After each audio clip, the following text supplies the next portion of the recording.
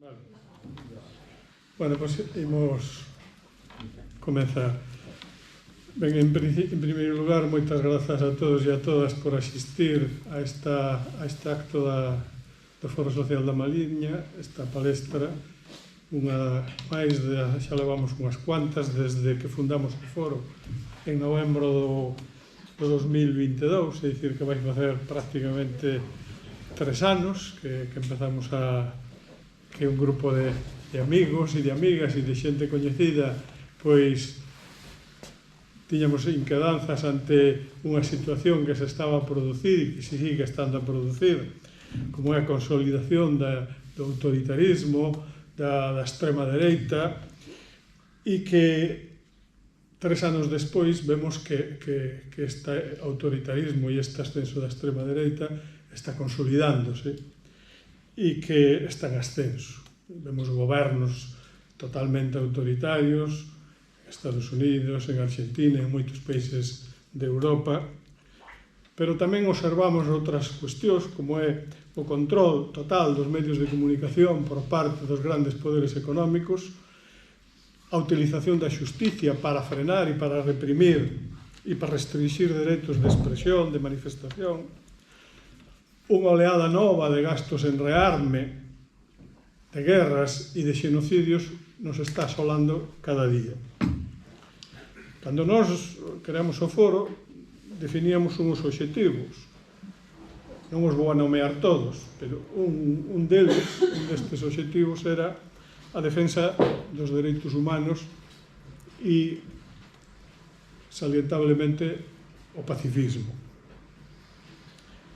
Hai uns días, a relatora da ONU para a Palestina, Francesca Albanese, subliñaba a importancia de prestar atención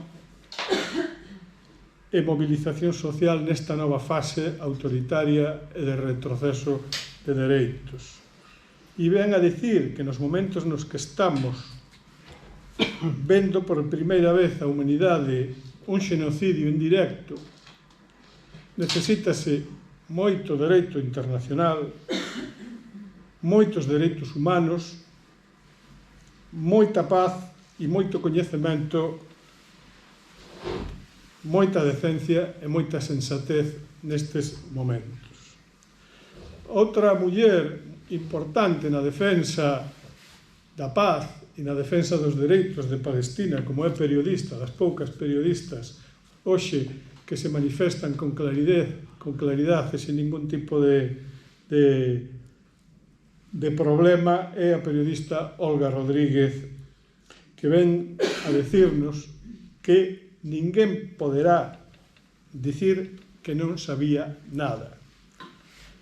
E diz ela tamén que temos que transmitir a esperanza como disciplina, non desde a ingenuidade, senón do compromiso de estar en tempos difíciles. Coa palabra e coa acción podemos facer moito frente a este terremoto de impunidade que nos está devorando tantos territorios que pensábamos que estaban xa conquistados. E remata ela dicindo que a cultura da paz é fundamental neste século XXI. E para falar desta cultura da paz en tempos de guerra e en tempos de xenocidio, temos con nós a Manolo Diosdiz, un vello amigo, un vello compañeiro, no que compartimos militancias, compartimos loitas, compartimos tamén profesión. Ele é mestre como a min, profesor de xeografía e historia, tamén xubilado como a min, pero que ten un amplio historial, un amplio currículum na defensa da paz e, polo tanto, na defensa dos dereitos humanos. Manolo é fundador e foi presidente do Seminario Galego de Educación para a Paz. Foi tamén director da Fundación Cultura de Paz en Galicia e vicepresidente do Consello de Dirección da Fundación Cultura de Paz que presidiu don Federico Mayor Zaragoza, falecido hai menos dun ano, vai facer ahora en novembro prácticamente un ano. Manolo tamén é autor de numerosas unidades didácticas dirixidas ao profesorado. Eu teño a honra de decir que no meu centro algunhas as levamos á práctica. Tamén é autor de libros e de numerosos artigos en revistas. Foi director de documentais, como por exemplo En Son de Paz. Por este documental recibiu un premio do Instituto Internacional per la Pau da Generalitat de Cataluña, titulado Fagamos as Paces. Dixen que foi autor de libros, e este último libro, que coordinou el, que está editado por a editorial Alvarellos, titulado Abaixo as armas, onde está o pacifismo. Neste libro reflíctense 32 miradas incómodas alrededor destas temáticas. Pero Manolo tamén tivo un papel moi destacado na constitución e desenvolvemento do sindicalismo galego, do sindicalismo nacionalista galego e de clase, formando parte das executivas e mesmo sendo secretario xeral do Sindicato Galego de Ensino e Investigación e foi tamén parte das executivas das confederais da Confederación Xeral de Traballadores Galegos, da Intersindical Galega e da CIGA. Por lo tanto, sin máis que añadir, vos deixo con Manolo Dios.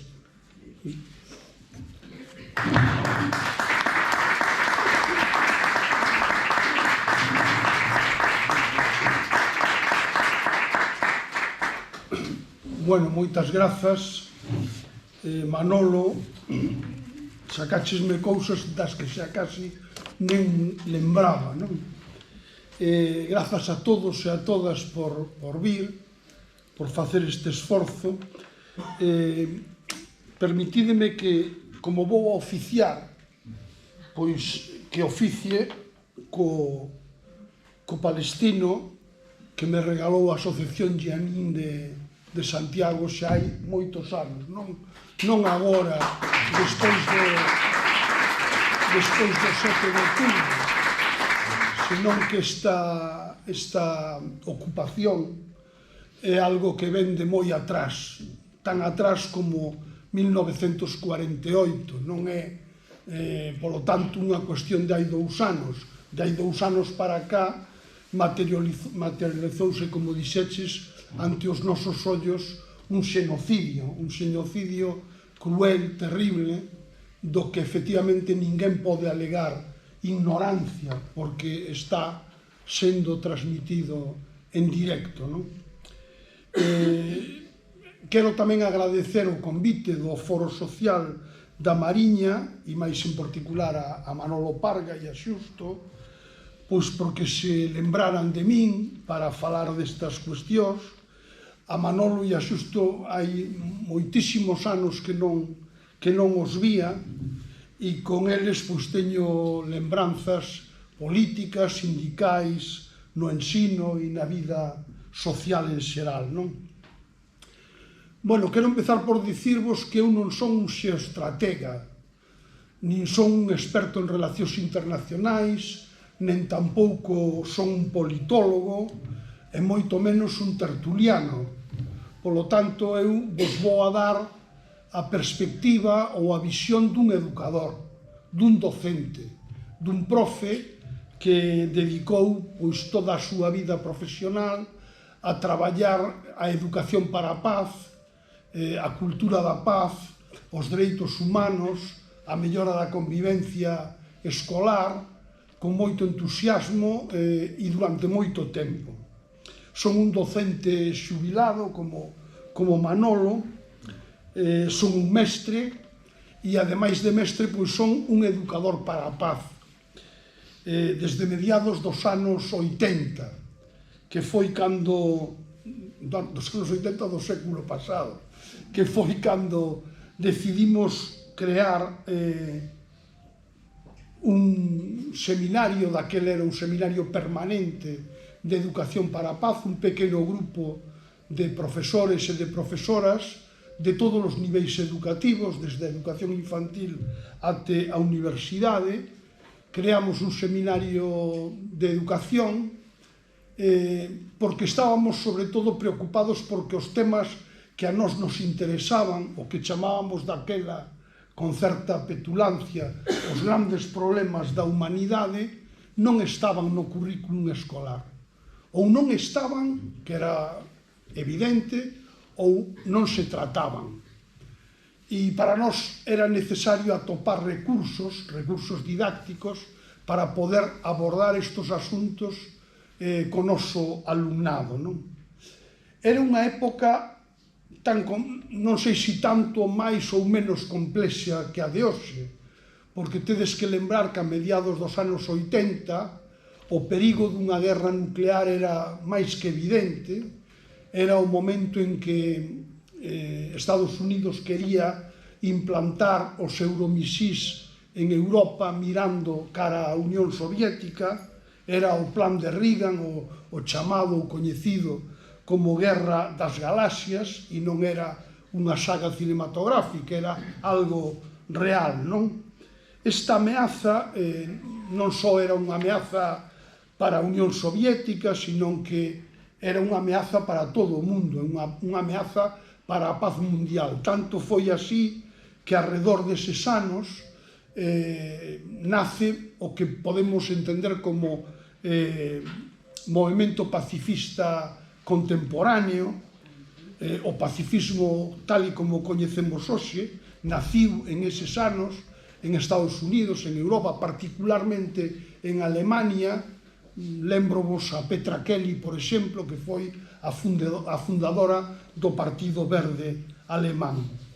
En Galicia e tamén no conxunto do Estado, en eses 80, empezando os 90, aparecen en todo o Estado español os primeiros grupos organizados sobre a educación para a paz, a investigación para a paz.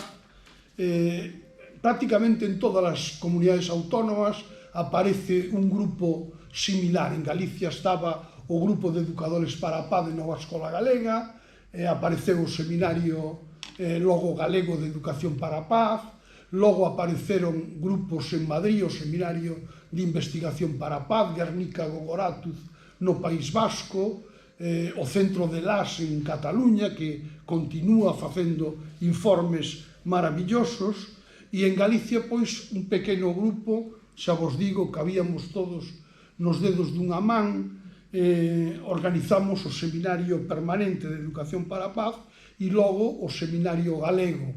Naciu dentro da CSTG, como tú decías, no marco do Sindicato Galego do Ensino e a Investigación.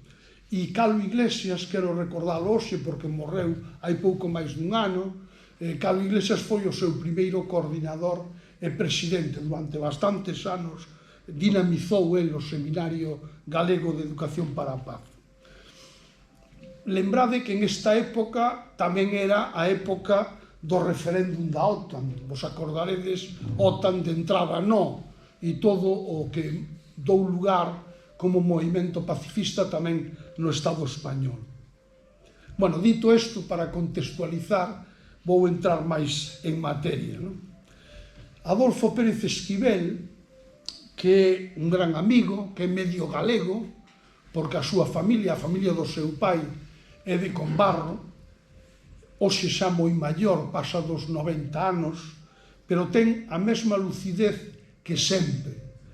Acaba de publicar un artigo magnífico que vos recomendo que busquedes en Google, titulado De Nobel a Nobel. E é un artigo que escribe como Nobel da Paz 1980, dirixido a María Corina Machado, Nobel da Guerra de 2025. É un artigo inequívoco no que el non deixa ningunha dúbida sobre o que pensa do Nobel da Paz deste ano ou das pretensións de Donald Trump de ser tamén Nobel da Paz en 2025, probablemente o sexa en 2026, ten moito poder, non? Pois dicía Adolfo Pérez Esquivel que vivimos, o sigue dicindo hoxe, que vivimos nun mundo incendiado pola guerra e o xenocidio. Nada máis certo que o que nos conta Adolfo Pérez Esquivel. Pero eu non quero ser pesimista e aproveito para citarvos a outra persoa, Steven Pinker, un psicólogo cognitivo canadiense que é profesor de psicoloxía en Harvard, que publicou no ano 2010 un libro que vos recomendo, que se titula, un libro extraordinario, que se titula Los ángeles que llevamos dentro. E no que ele analiza con moitísimo rigor, con moita precisión, a historia da humanidade e chega á conclusión de que non vivimos no peor dos mundos posíveis, que os houbo peores, máis violentos, máis cruéis que os que estamos vivindo en este momento, non? Por eso fala el dos anxos que levamos dentro, porque grazas a eso a humanidade persiste, sigue existindo como tal. E el dá tres claves, non, para dicir por que a humanidade continúa. Bueno, pois grazas á razón, grazas á ciencia e grazas ao humanismo. Vos poño estas dúas ideas, a de Adolfo Pérez Esquivel e a de Steven Pinker, para que vexades que as dúas visións son posibles e son certas en este momento. Nas miñas clases, tanto na escola,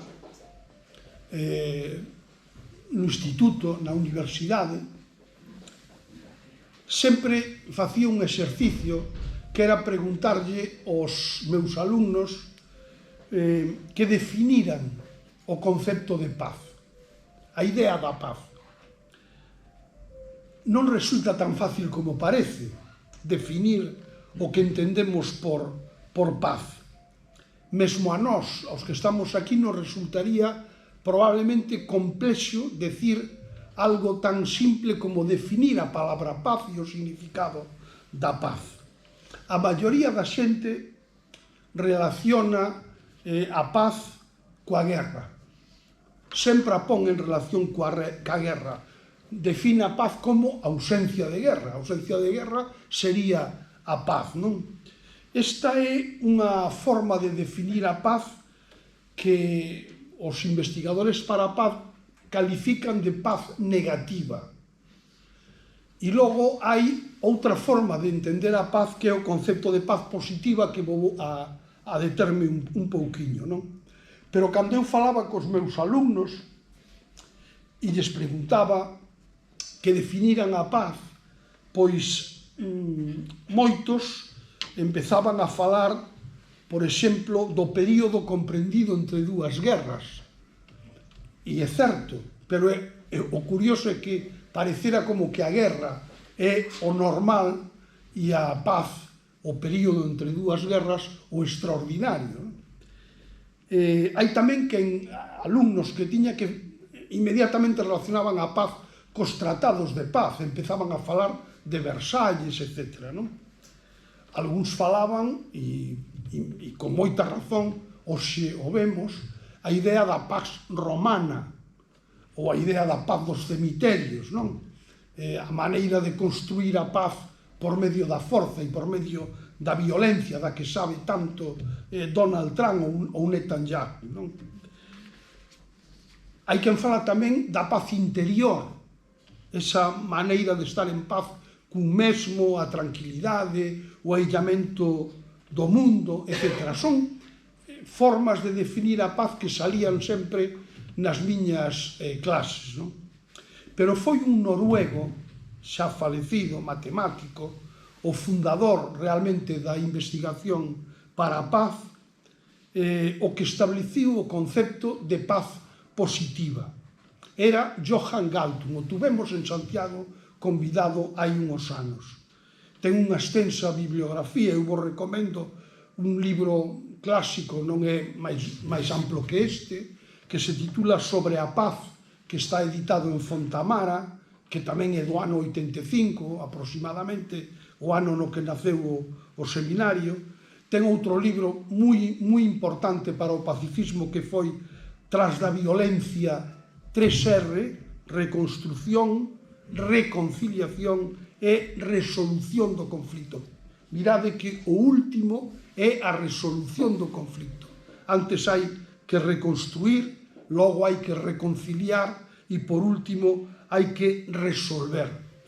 E ten outro libro tamén moi interesante do ano 2003 que se chama Paz por medios pacíficos. Paz por medios pacíficos.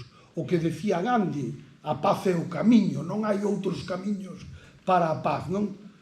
Donald Trump di exactamente o contrario e nos dá a idea do mundo do que vivimos. El dice a paz por medio da forza. Diso se trata. O di así, sin poñerse colorado. Bueno, xa está bastante colorado, pero sin que lle temble o ánimo, nin a voz, non? Bueno, para Galtung, a paz non é a ausencia de guerra. Para Galtung, a paz sería un fenómeno dinámico, amplo, complexo, que está en relación coa violencia, ou, se queredes, coas violencias, porque hai moitos tipos do que logo algo vos falarei. Ele entende a paz como un dereito, aínda que, ó sorpresa, a paz non é un dereito humano. A xente se sorprende de que a paz non seña un dereito humano, non o é. A pesar de que Eleanor Roosevelt, cando presidía a Comisión de Premios Nobel da Paz, que redactou a Declaración Universal dos Dereitos Humanos, pelexou hasta o último momento porque a paz aparecera explícitamente como un dereito humano. Non o conseguiu. E non o conseguiu polo mesmo que non está hoxe, que é polo poder, polos poderes enormes do complexo militar industrial. Para Galtung, a paz iría do intrapersoal até o internacional. Decía el que o primeiro é facer a paz con un mesmo. Calo Iglesias, o que citamos, falaba de autopacificación crítica e é un elemento prioritario para entender o concepto de paz positiva, non? Para Galtung, e o digo textualmente, a paz non existe, aínda que non exista conflicto aberto, non existiría paz sobre relacións de dominio, sometemento, injustiza ou desigualdade. Se hai sometemento, dominio, injustiza, desigualdade, non hai paz. Aínda que non exista conflicto aberto, bélico ou sin ser bélico. Eu creo que isto convén lembralo, porque vivimos nun tempo en donde xa se deu a volta ás cousas que nos queren facer creer que é posible a paz baseada na ocupación, baseada na forza, baseada na violencia, etc. Para Galtung, o pacifismo moderno, para el existen moitos tipos de violencias, e fala en plural de violencias. A violencia directa, que é aquela que todos identificamos inmediatamente como violencia, non? O atentado contra as Torres Xemelgas, unha violación, o xenocidio de Gaza. Nadie dubida de que ese son actos tremendos, cruéis de violencia. Esa é a violencia directa, a máis fácil de percibir. Pero para ele existen outros tipos de violencia máis sutís, máis opacos. O que ele chama a violencia estructural, que non é tan visible e que está en relación directa coa injustiza social. Por exemplo, condear a millóns de persoas a vivir con menos de €1 diario, eso é violencia estructural. Existe a violencia cultural, que ten que ver coa dominación cultural, coa hexemonía cultural, coa hexemonía lingüística. Existe a violencia simbólica, esa que vemos e vivimos todos arredor das pantallas, non? E que ten por obxectivo fundamental banalizar a violencia, naturalizar a violencia, asumila como algo, como se fora un fenómeno meteorolóxico. Tamén houbo cambios, gracias a Dios, nos últimos anos, na percepción social da violencia. Lembrade o que dicían as nosas aboas e as nosas nais, non? Mi marido me pega lo normal. Hoxe, esa percepción da violencia, por sorte, está liquidada. Non de todo, pero sí da conciencia social ou da percepción social da sociedade. Existe violencia de xénero, existe violencia escolar, o bullying, a violencia laboral. Quixera dicirvos que os pacifistas, o movemento pacifista, considera que aprendemos a ser violentos. Non nacemos sendo violentos, aprendemos ao longo da vida a ser violentos. O concepto de paz, polo tanto, hoxe está en relación con outros tres conceptos relevantes: o conflicto, o desenvolvemento económico, social, medioambiental, cultural, persoal, e, por último, a paz estaría en directa relación cos dereitos humanos. Onde non hai dereitos humanos, non hai paz. Aínda que non exista conflicto aberto, non digamos bélico. Se non se cumplen os dereitos humanos, non hai paz. Polo tanto, a dignidade, a xustiza, a liberdade, a democracia, a solidariedade, a igualdade son condicións sine qua non para que exista a paz. Ben, da mesma maneira que hai este concepto de paz positiva que tentei de explicar brevemente, hai tamén un concepto positivo dos conflitos. Os conflitos existiron e van a seguir existindo no futuro. Non son máis que diferencias de intereses, de desexos, de aspiracións entre persoas, estados, etc. Non debemos confundir os conflictos coa maneira en que habitualmente os resolvemos, que é coa violencia. Temos que recoñecer, vos dicía que os conflictos existiron sempre, os conflictos son consustanciais e inevitables á natureza humana, pero a clave non está na súa eliminación, senón na resolución xusta e non violenta dos conflictos. Desde esta perspectiva de conflicto positivo, os conflictos serían mesmo necesarios, unha forza motriz dos cambios, creativo, en definitiva. Desobedecer unha lei injusta é unha maneira de provocar un conflicto e que poda axudar a cambiar a sociedade. José Saramago, Premio Nobel de Literatura en 1998, falecido en 2010, gran amigo de Galicia, deixou dita unha máxima extraordinaria: tecnoloxía 100, pensamento 0. Con isto quería decir Saramago que en tecnoloxía para a morte os seres humanos teríamos acadado o máximo nivel de desenvolvemento. Teríamos acadado o nivel 100. Mentres que en resolución de conflictos, para Saramago, seguimos como en Atapuerca, con medios moitísimo máis poderosos para matar. E Federico Mayor Zaragoza, que nos deixou hai un ano prácticamente, director xeral da UNESCO entre o ano 1987 e o ano 1999, logo fundador da Fundación Cultura de Paz, no ano 2000, repetía constantemente que a humanidade leva séculos vivindo e facendo realidade aquel bello adagio latino atribuído a Flavio, que decía: si vis pacem, para bellum, si queres a paz, prepara a guerra. Levamos séculos facendo realidade esta máxima perversa: si queres a paz, prepara a guerra.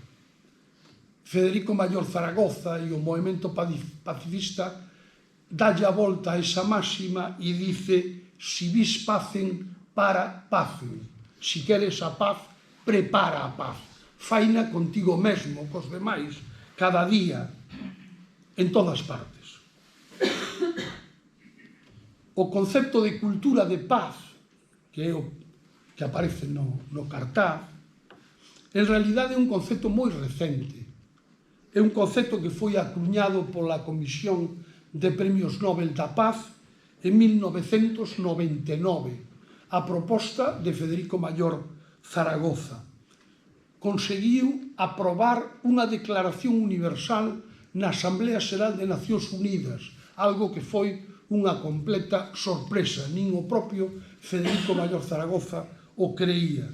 Aprobouse unha declaración e moito máis, un programa de acción que sigue aí, desde 1999. Logo veu o Manifesto 2000, que firmaron todos os premios Nobel da Paz, a declaración da década 2001-2010, década da cultura da paz para todos os nenos e nenas do mundo. Se tuvera que resumir en 6 principios a cultura da paz, diría, en primeiro lugar, respetar todas as vidas. En segundo lugar, rexeitar a violencia. En terceiro lugar, liberar a xenerosidade. En cuarto lugar, escoitar para comprenderse, o que chamamos escoita activa. O quinto, preservar o planeta. E en sexto lugar, reinventar a solidariedade. Estos son os principios fundamentais da cultura da paz, os que temos que aplicar no currículum escolar. E quixera agora facer algunha referencia ao multilateralismo, o dereito internacional humanitario, as Nacións Unidas, que parece que non existen, pero que se non existiran teríamos que crealas. Probablemente doutra maneira, mellores, onde non houbera dereito de veto, onde estuvera representada a sociedade civil, incluídos os tribunais internacionais de xustiza ou a Corte Penal Internacional. Lembrade que a Carta Constitutiva da ONU, aprobada un 26 de xuño do ano 45, prácticamente recén rematada a Segunda Guerra Mundial, en San Francisco, empeza dicindo: eu sempre recomendo a xente que lea estas cartas constitutivas a da ONU e a da UNESCO, porque te dan un subidón, vale a pena lelas de vez en cando. Empeza dicindo: nosoutros os povos, para evitar os nosos fillos o horror da guerra. Fixadevos que dice nosoutros os povos, non di nosoutros os vencedores, nin tan siquiera di os poderosos, moito menos di unha persoa concreta, non? Ou a Carta Constitutiva da UNESCO, que tamén é do 45, pero de novembro, aprobouse en Londres, que é aquela que di esa frase tan extraordinaria que si é na mente dos homes onde nacen as guerras, é na mente dos homes onde temos que elixir os baluartes da paz. Si agora tivera que salientar cales son os contidos principais da educación para unha cultura de paz, pois sería, sin dúbida, a educación para a paz, os dereitos humanos e a democracia. A superación da exclusión e a pobreza, a defensa do pluralismo cultural e do diálogo intercultural, e, por último, a prevención dos conflitos e a consolidación da paz. No ano 1994, unha profesora catalana publicou en Icaria un libro extraordinario que se titula Desaprender la guerra. Tivo moita influencia no movimento de educadores e de educadoras para a paz. Tentaba de responder á pregunta: como desaprendemos a guerra e a violencia? Como o facemos? Bueno, pois Ana Bastida, con moita precisión, insistía que había que empezar por desarmar a linguaxe cotiá, esa que utilizamos todos con linguaxe violenta, con exemplos de comportamentos violentos e ditos guerreiros. En segundo termo, desarmar a historia, a forma de dar as clases de historia baseándonos nas guerras, nos tratados de paz, nos reis ou nos conflitos violentos. En terceiro lugar, algo clave, priorizar o mapa dos afectos e dos sentimentos, das emocións. Nos publicamos hai anos unha unidade didáctica que algúns coñeceredes que se chamaba Educar nos afectos, frear a violencia.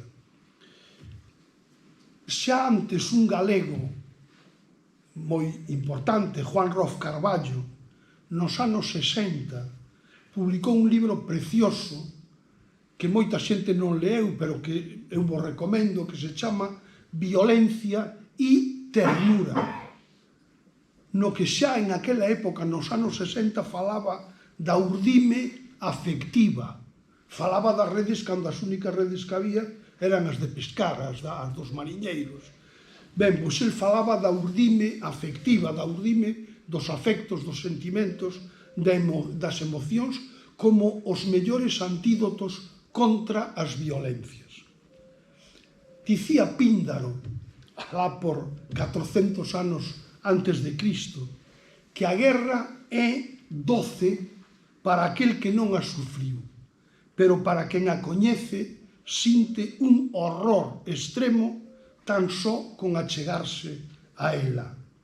E moito máis recentemente, un general prusiano do que seguro que escoitachedes falar, Karl von Clausewitz, que viviu a finais do XVIII e durante principios do XIX, dicía eso que se sigue dicindo ainda hoxe en día, non? A guerra é a continuación da política por outros medios, que lle dían a Donald Trump, que o ten perfectamente asimilado, non? Cantas veces escoitamos esta frase e cantas máis a vimos, desgraciadamente, na realidade.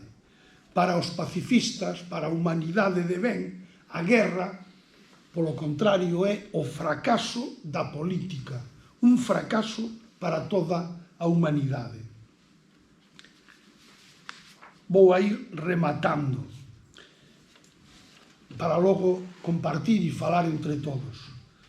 Nas guerras do pasado, me interesa resaltar isto, non? Porque nas guerras do pasado os soldados morrían para protexer a poboación civil. Nas guerras actuais, a poboación civil é o obxectivo militar prioritario. Fixádevos en Gaza e fixádevos na Ucraína, que están de actualidade, lamentablemente. Todos hoxe somos moi conscientes, os pais, os profesores, que o coñecemento e a práctica dos valores cívicos e democráticos, o que chamamos as competencias básicas cidadáns, o que Adela Cortina denomina as virtudes cívicas comuns, están de capa caída no sistema educativo e no conxunto da sociedade. Están nas leis fundamentais, están na Declaración Universal dos Dereitos Humanos, na Convención dos Nenos e das Nenas, nas demais normas internacionais, nas recomendacións do Consello de Europa. En definitiva, estamos falando de dignidade, xustiza, liberdade, non violencia, responsabilidade, tolerancia, solidariedade, non discriminación, eso que os docentes, ou polo menos algúns docentes, denominamos o currículum da non violencia. E está fora do currículum escolar. Sigue estando fora. Intentamos facer da educación para a paz un eixo transversal, intentamos, e o conseguimos, facer unha materia específica de cidadanía democrática, pero hoxe todo iso está prácticamente fora do sistema educativo. E como se fai todo isto que vos estou contando? Bueno, pois sobre todo coa práctica, co exemplo, educando para a cidadanía democrática e sobre todo exercéndoa. Como? Pois insistindo na educación afectivo-emocional, eso que chamamos a cartografía dos afectos, ensinando e aprendendo a resolver os conflictos cotiás con estrategias, con mediación, con observatorios, con plans de convivencia, con protocolos, educando para a igualdade entre homes e mulleres, prevendo a violencia de xénero nas aulas e tamén na casa, construindo a democracia na propia escola, dialogando, non con sermóns, senón con xogos, con dinámicas de aula, con xogos cooperativos, con barómetros de valores, con novos recursos didácticos, contos, teatro, teatro de sombras, utilizando a prensa, dándolle protagonismo ao alumnado, implicando a comunidade escolar, comprometéndonos. E, sobre todo, facelo con metodoloxías activas e participativas. E remato cun chiste. Paseaba un pai cun fillo, tamán, e lle pregunto ao fillo: papá, que é a guerra? E lle contesta ao pai: pois non o sei con seguridade, fillo, coido ter lido que era algo relacionado coa época na que a humanidade aínda estaba por civilizar. Moitas grazas.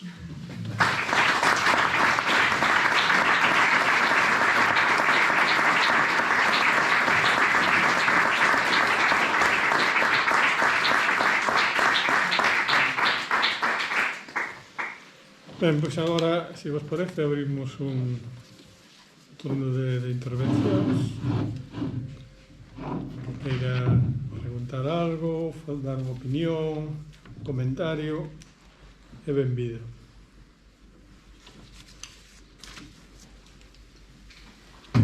Sí, pode. Sí, Pedro. Bueno, gracias por hacerme estar contento por estar aquí.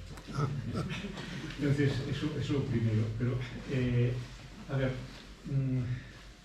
estando pues eso, de acordo, porque eso non se pode estar en contra de nada do dito, quixera facer como dúas pequenas reflexións sobre dúas cousas que dixeches. A primeira, sobre a célebre frase si vis pacem para bem. Bueno, é certo que está, desde logo, moito mellor a formulación.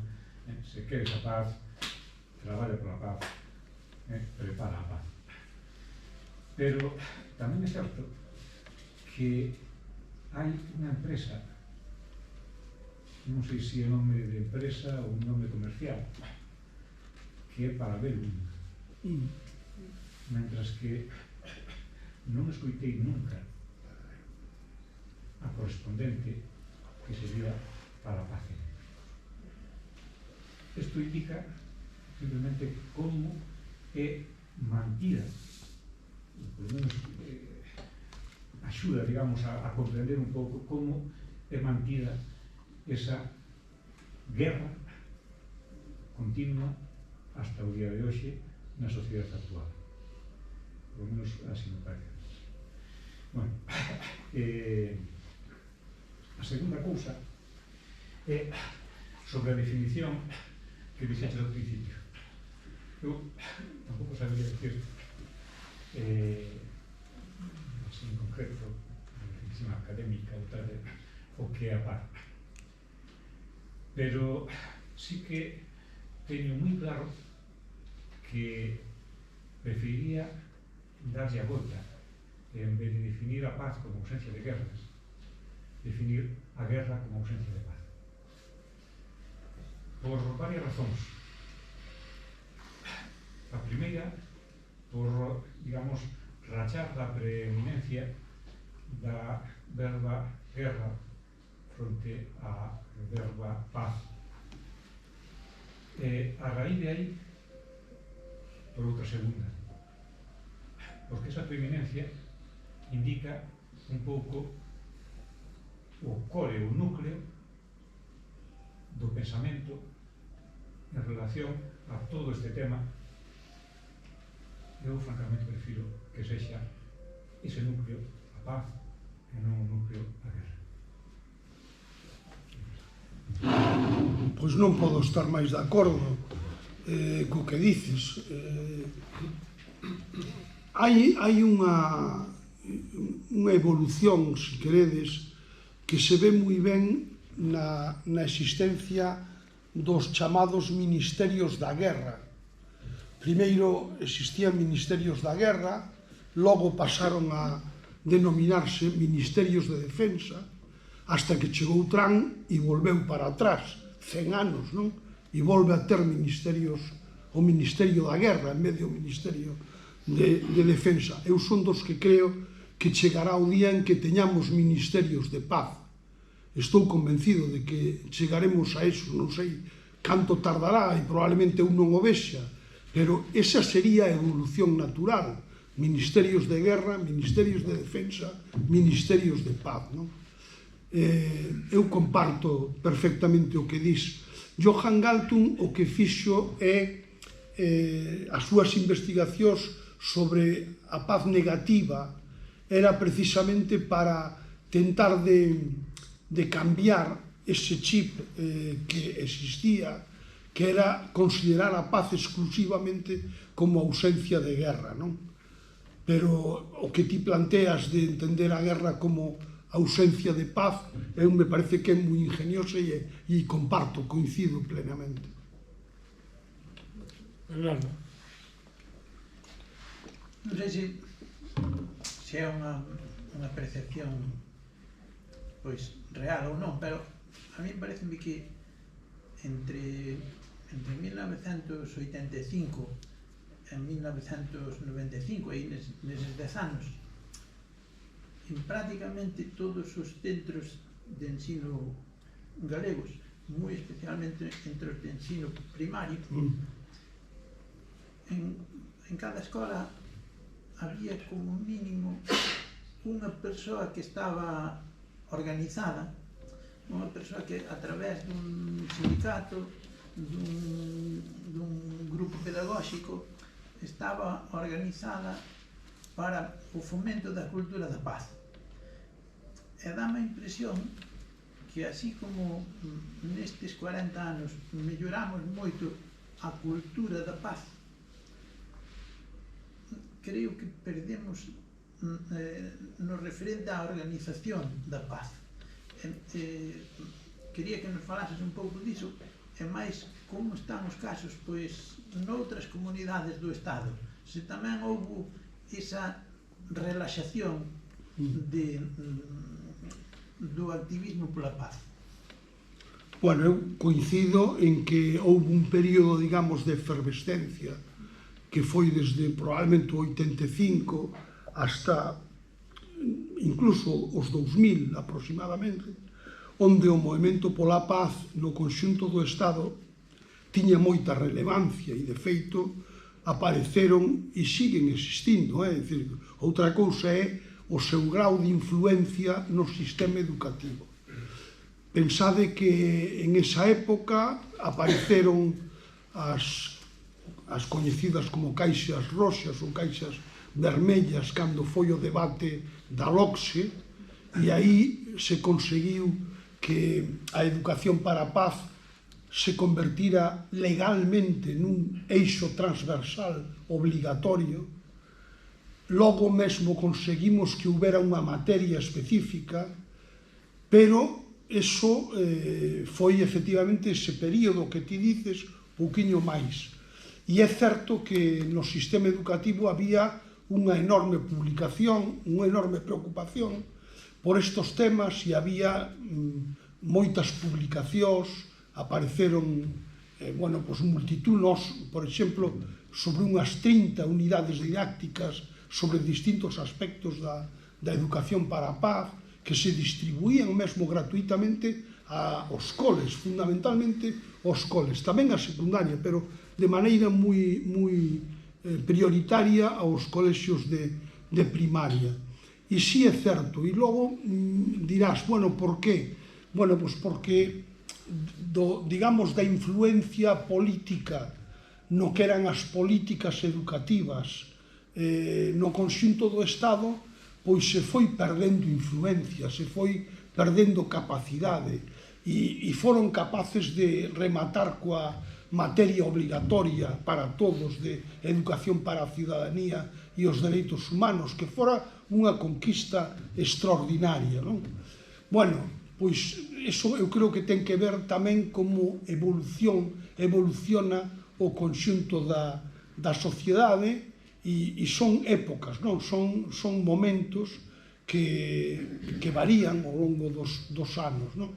E agora mesmo, me dicías, nos centros no conxunto do Estado, pois siguen existindo, pero probablemente temos menos influencia no sistema educativo reglado que a que tiñamos daquela, non? Existe, decía Guernica Gogoratum no País Vasco, EGOA, existe o Centro de Las en Cataluña, existe a Fundación Per la Pau tamén en Cataluña, o Seminario de Investigación para a Paz en Madrid, o Instituto de Paz e Conflictos da Universidade de Granada. Todo eso están agrupados en unha asociación española de investigación para a paz, que eu dirixín tamén en algúns anos, non? Pero siguen existindo. Ora, eu creo que a influencia real no sistema educativo é menor que en esa época que tú dicías, pero tamén porque as circunstancias políticas foron moi distintas e son moi distintas na actualidade, non? Isabel. Sí, bueno, eu son dúas... Bueno, Isabel fai moito tempo que non a vexo tamén. Bueno, son como dúas reflexións, non? Unha delas é ese criterio da protección da vida como un criterio básico e central. Pero estamos nunha época dun auxe enorme dos supremacismos, non? Entón, de repente, aquí está o de, bueno, en América é o América primeiro, non? Aquí hai unha gran cantidad de xente que é os españoles primeiro, en base a Italia, bueno, é o correspondente. E claro, está esta cuestión de como se construe a deshumanización de moitas vidas, como hai as vidas, non? Pero a parte da xente sí que pensa que hai que protexelas, lle dan esa entidade ser humano igual por aí, pero como pois os miles de nenos que poden estar hoxe sendo matados en Gaza xa non tenen esa categoría, as persoas que falecen no mar Mediterráneo xa non tenen esa categoría. Entón, como facemos para poñer a vida no centro, pero que non se deshumanicen parte desas vidas, que sexan protegidas, porque este movimento que está en todos os lados de deport non? Quer dizer, que deportalos, quer dizer, nós os primeiros e deportalos en cada lugar co seu matiz. Creo que ese, para mí, é un tema moi preocupante. E despois outra reflexión que, en relación con este que estabais falando, a mí pilloume do de educación para a ciudadanía como nai, non? Nunha escola. E chamou a atención como parte da comunidade educativa. Ao final, non había unha asunción de que era unha asignatura que pudiera ser central. Parecía que era unha maría que facía que os profes deixaran de ter as horas suficientes para matemáticas ou as horas suficientes para a lingua. Non sei, quero dicir que como conseguirmos que estes temas tamén señan centrais, non se consideren marías. Entón, eran un pouco esas dos preguntas, non? O tema ese de a protección da vida, sí, pero de todas as vidas, non? Como non deshumanizar parte delas. E que son tan centrais como que a violencia está presente na vida escolar. Non hai máis que observar o incremento dos acosos, do que chamamos bullying, da intolerancia, e o pouco que avanzamos na creación de instrumentos e ferramentas de protección e de prevención, non? Logo nos botamos as mans á cabeza cando pasa unha cousa irreversible como acaba de pasar ou como hai anos pasou a de Joaquín e outras no sistema escolar, non? Son tan centrais como que depende a vida, nos vai a vida neste asunto, non? Non é algo secundario, nin é algo marxinal, sino que forma parte da formación integral da persoa humana, e iso é o que figura no frontispicio de todas as leis educativas. O que pasa é que, por circunstancias diversas, por esa preocupación extraordinaria polo currículo, nos olvidamos, nos esquecemos do que é a formación integral da personalidade humana, non? E iso que é tan obvio, pois resulta que o percibes como profe, o percibes como nai, o percibes como un observador da realidade, non? E respecto do que hai que facer para, bueno, pois seguir organizados, seguir comprometéndonos, o Foro Social da Mariña, pois eu vos felicito e vos animo a que sigades pelexando, porque é a única maneira de combatir a intolerancia, presionar, son cousas pequenas en lugares pequenos que poden facer cambiar a sociedade, e iso é tan real como a vida mesma, non? O importante é non ser indiferentes. Se consiguen que sexamos indiferentes, temos todo perdido. Chegará tamén aquí o supremacismo chamado de calquera outra maneira, pero chegará sin ninguna dúbida, non? Polo tanto, eu creo que hai que poñer pé en parede e facelo, e sobre todo chegar ás xeracións máis xoves, máis mozas, que son as que non están aquí representadas, lamentablemente, e que son fundamentais, non? Entón, eu creo que hai que seguir insistindo, seguir comprometéndonos, facendo cousas, atraendo as persoas máis xoves, máis mozas, para que non queden fora destas reflexións, e que, bueno, pues que decía o Benjamín o autor, hai unhos días, que a todos eses rapaces mozos que se creen que o franquismo foi unha época moi agradable da súa vida, pois que había que mandalos, se existira a máquina do tempo, non? Mandalos 6 meses a vivir naquela época que todos nós vivimos, para que descubriran se efectivamente o franquismo era unha época tan agradable para vivir como creen, non? Outra palabra. Sí. Sí. Bueno, antes de nada, parabéns pola tua intervención, que como era de esperar,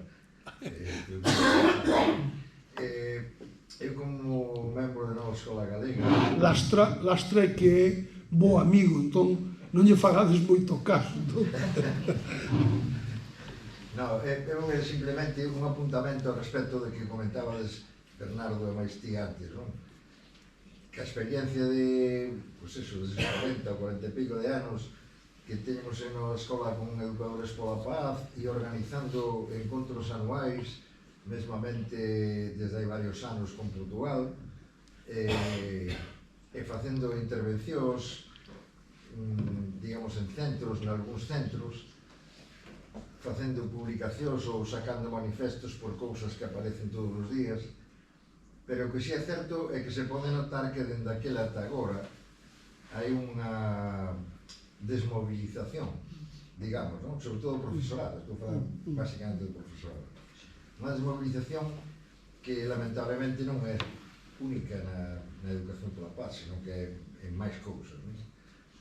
Eses encontros cada vez son menores de asistencia, estamos os de sempre, ou estamos os de toda a vida, digamos. Esa desmovilización eu creo que existe no profesorado con respecto a moitas cousas, non? A esta da educación pola paz, pero tamén algo do que estabas comentando agora, non? De por que está ocorrendo que as novas xeracións non teñan coñecemento fiel, digamos, do que pasou aquí memoria histórica, non? Porque, claro, estamos vendo como xente nova que era casi impensable que pudera estar con ideas como as que están defendendo agora alguns grupos e tal. Por lo tanto, eu creo que esa desmovilización é algo que habría que facer algo, o profesorado deberíamos facer algo para que entre os nosos compañeros e compañeiras se volvese a retomar un pouco esa conciencia de ser agentes moi importantes nos procesos dos sistemas educativos e, por tanto, da sociedade. Non sei como se fai, a verdad, eu xa estou xubilado como a ti, ou sei, tampouco vamos ter moita de tal, non? Pero si é certo eso, non? Eu noto esa diferencia, seguramente ti tamén a notarás se vas por alguna actividade destas, pois que efectivamente estamos persoas xubiladas ou persoas de moitos anos, pero xente nova tamén hai, quero dicir, como isto non quero dicir que todo o profesorado máis novo sexa horrible, non? Tamén hai xente nova, non? E afortunadamente están tirando un pouco polo carro, non? Pero eu creo que iso sí que habría que ver que é o que está pasando, porque o outro, claro, o de que se pode facer desde a política, falando, por exemplo, do sistema educativo, das leis que o regulan, dos currículos e de todo isto, eso, lamentablemente, como podemos ver, depende moito do momento político que se vive.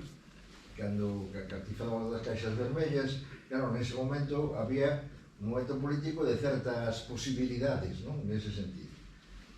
Despois pasou tamén o que pasou, houve gobernos do PP, fixáronse leis que tiraron para baixo cantidad de cousas desas, e non é realmente unha perspectiva, creo eu, non é unha perspectiva de que, por lo menos de inmediato, pode haber algo que poida sustituir tamén políticamente eses déficits, non? Ben, é que no que ten que ver coa innovación educativa non pode depender todo do voluntarismo das persoas, e é certo que durante moitos anos dependeu do voluntarismo de moitas persoas, pero era voluntarismo, non? Desde o momento en que, digamos, os poderes institucionais non colaboran, non se comprometen co sistema educativo, coa innovación pedagóxica, pois vai decaendo tamén o propio compromiso do profesorado, non? Comentábamos antes de empezar, como foi desaparecendo a estructura que se creara de formación do profesorado en servizo e os centros de formación e recursos, como se foron deixando morrer e finiquitaron definitivamente, non? Iso ten moito que ver co compromiso institucional, con que aos que gobernan non lle interesa en absoluto ese tipo de contidos e ese tipo de preocupacións. Lle preocupa máis as redes sociais ou os ordenadores ou os idiomas, pero os idiomas non o galego precisamente, e entonces digamos que o compromiso institucional é exactamente contrario á innovación pedagóxica. E iso frustra, deteriora moito o movimento de educadores pola paz e o movimento de educadores pola innovación pedagóxica, etc. Por iso é tan importante manter viva a esperanza no cambio político. O cambio político é moi importante para cambiar o sistema educativo, para facer realmente a innovación. Si non, o vamos a ter moi complicado, vamos a seguir dependendo, digamos, do voluntarismo das persoas. E o voluntarismo acábase, como nos acabamos as persoas, non? Pode ter un momento de esplendor, como foi o que tú comentabas, o período entre finales dos 80 e finales dos 90, ese foi a época, eu creo que dorada, foi tamén unha época na que a formación do profesorado en servizo acabou un nivel de desenvolvemento moi importante, as propias escolas de formación do profesorado, as escolas de magisterio e logo facultades de educación eran entes dinamizadores de cambio escolar e de cambio educativo, e todo isto foi esmurecendo, non? E bueno, pois eu creo que temos que facer o que podamos, tampouco non temos que flagelarnos nin deprimirnos, senón involucrarnos, comprometernos co que podamos e seguir bueno, pois, mantendo a esperanza de que outros tempos van chegar, non vamos a estar, poden ser peores, pero tamén poden ser mellores, non temos que ter a ilusión e a esperanza de que chegarán os tempos mellores e que efectivamente teñamos ministerios de paz e non ministerios de guerra, non? Mira, perdona, eu quería decir do que se falou con anterioridade que o poder ten unha ferramenta que está surtindo uns efectos moi positivos e demoledores, que en vez de ter profesorado, ter simples funcionarios burócratas, porque eu tamén sou mestra xubilada e ainda teño contacto con xente que está exercendo e todo o mundo se queixa pois do papeleo ao que se ve sometido, pasan máis horas resolvendo papeles que non sirven absolutamente para nada que preparando clases, é dicir, que los queiman bastante, non? E por aí, eso unido ao que tú mencionabas de que a nivel político non hai ningún tipo de interés nin de iniciativa. Eu tamén digo que tamén hai moitos docentes, desgraciadamente, que, bueno, que tenen a docencia como hai que ir ali, cumprir con o horario, e eu voto de menos moito o voluntarismo, porque é que sin voluntarismo veremos a ver que ven, eu non son tan optimista como a vostede, sinto moito. Eu son dos que digo que un empregado de banca pode ser pesimista, pero un docente non pode ser nunca pesimista.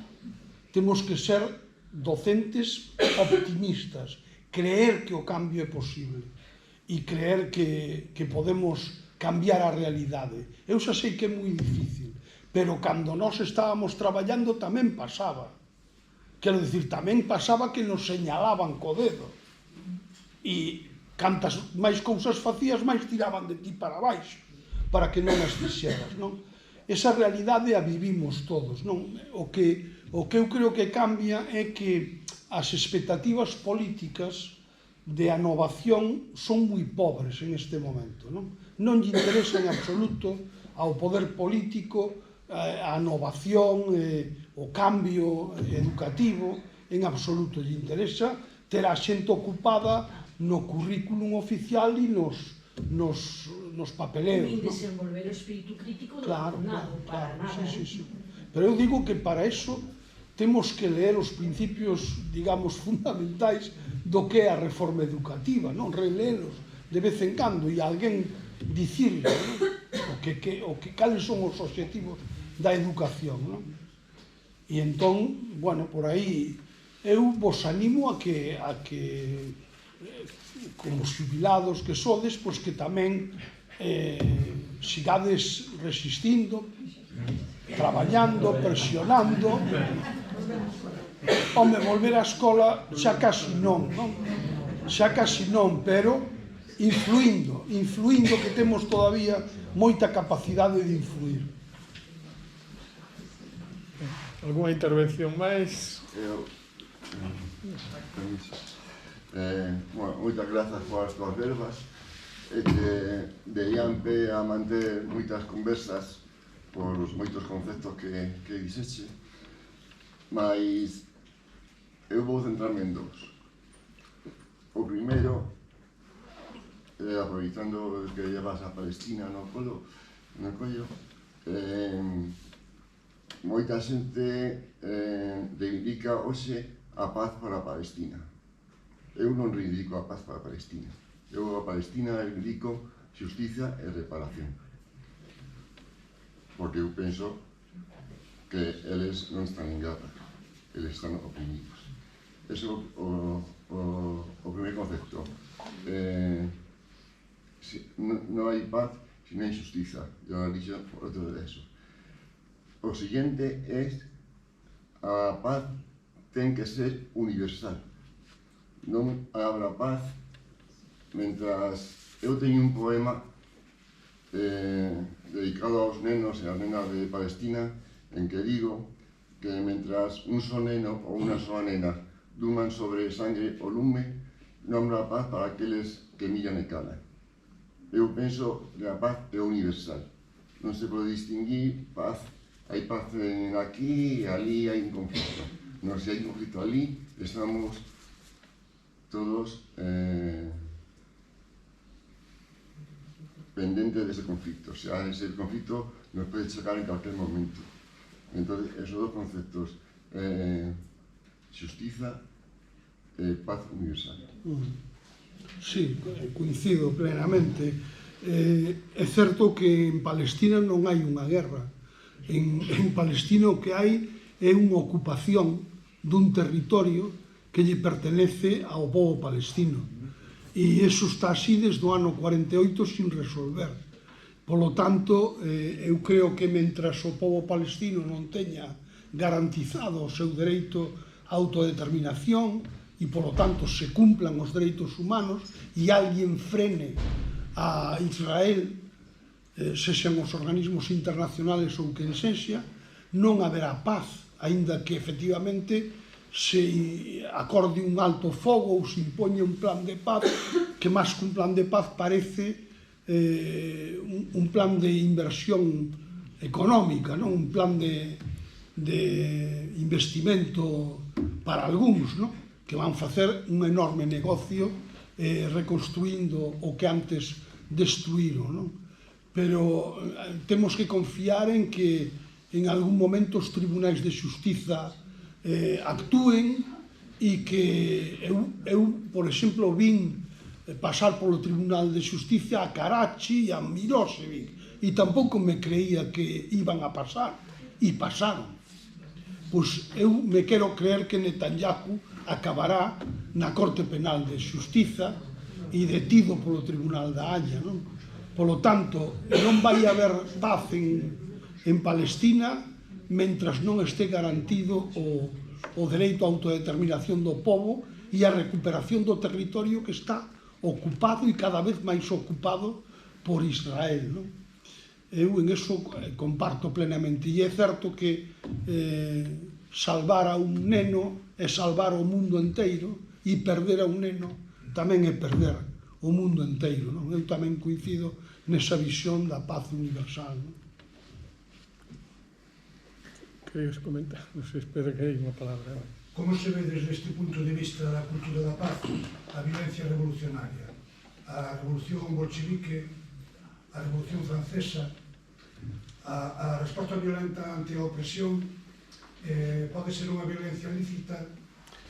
A venta armada dos palestinos ante a situación que viven pode ser unha violencia lícita ou son todas ilícitas? Todos os tipos de violencia son ilícitos.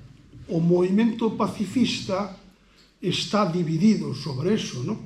Hai un movimento pacifista, digamos, ortodoxo, o movimento da non violencia, que rexeita absolutamente calquer tipo de violencia, moito máis a violencia contra a poboación civil. Nada xustifica un asesinato, nada xustifica a morte violenta de persoas inocentes.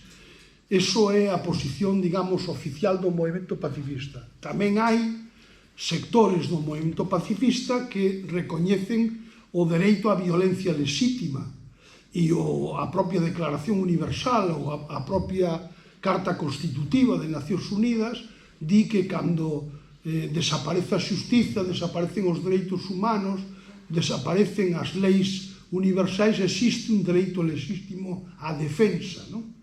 Bueno, pois entre ambas consideracións se move o movimento pacifista, pero digamos que en xeral o movimento pacifista contemporáneo está en contra das violencias e sobre todo de asesinar ou matar a persoas absolutamente indefensas, non?